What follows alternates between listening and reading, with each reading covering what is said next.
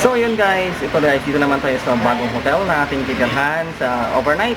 Nandito tayo sa Patio Inn Hotel and Resto dito pa rin sa May Angeles City sa Pampanga.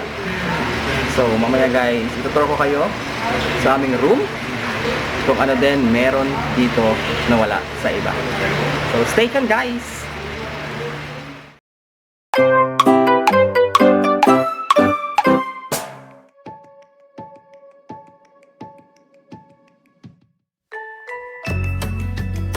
Welcome to Angeles City, Pampanga.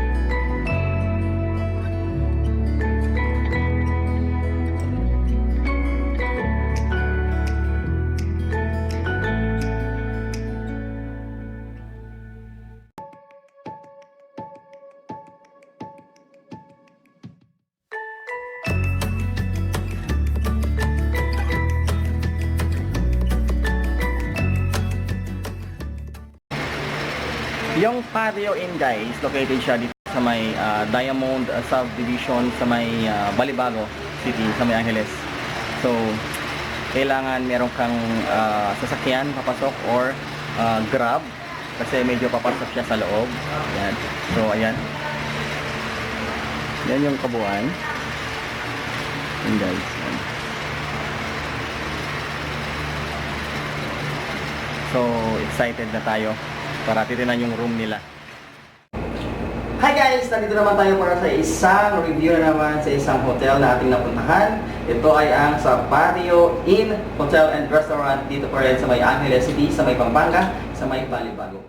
Yan. Isang table, isang chair. Yan. Tapos yung bed. Yung bed standard din, ganyan lang. Good for 2 lang din. So ay yung espasyo niya guys is hindi siya malapad. So, hindi siya pwede maglagay ng extra bed or extra mattress. So, hindi siya pwede. So, yung nasa loob lang is yung flat screen TV. Yun lang. Aircon. Yan. Tapos, nandito konting space lang. Nasa ano ka na ulit? Sa CR nila.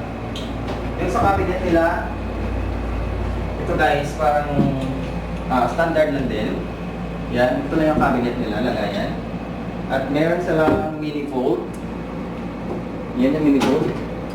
Yan. And mayroong ref, personal ref. Yan.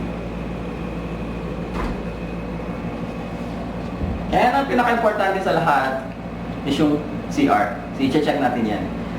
So, yung basahan nila, as in talagang parang nasa bahay ka lang. Yung basahan nila ito sa labas. Yan. So, pagpasok mo, konting space. Pero yung door nila guys is sliding door.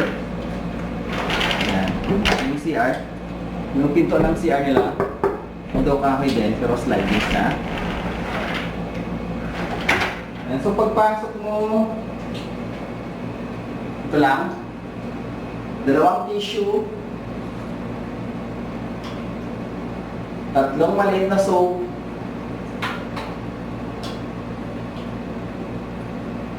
walang disposable na toothbrush, walang toothpaste, so ito lang talaga yung free niya sa standard. So, lavatory. Yan. So, meron din tubig sa lavatory. Ito yung bowl. Ito yung bowl. And of course, di mawala guys yung shower. Meron silang hot and cold na shower din. Meron dito at saka meron maliit. Maliit na lang. Yung maliit kasi pwede mo tanggalin yan. Yan. Ito lang yung makikita sa CR nila. So, ito-try natin yun. Okay. Meron siyang tubig guys.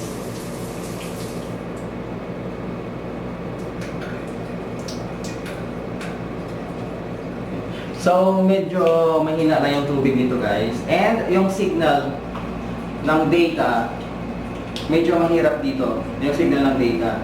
Tapos meron silang wifi pero hindi kami sinabihan kung libre yung wifi kasi may password. So pupunta ako mamaya doon, tatanungin kung pwede mo connect sa password kasi yung room namin is nasa dulo, nasa likod.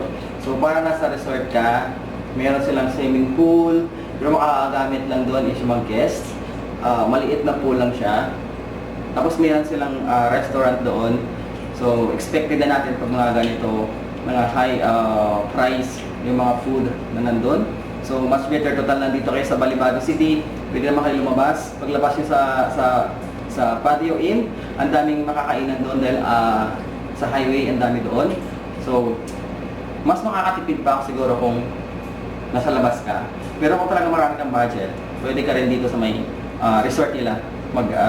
Order na lang para wala lang hassle. So yun guys, ang pangalawang hotel natin na puntahan. So kayo na mag-decide kung ano yung mas comfortable sa inyo na pupuntahan. Pareho naman sila guys, budget friendly. Pareho silang budget friendly. Meron lang talagang pagkakaiba. Meron lang pagkakaiba. Okay?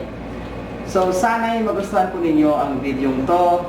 You can like and share. And don't forget to subscribe to my channel. It's me again, Powell D. Thank you guys! Bye-bye!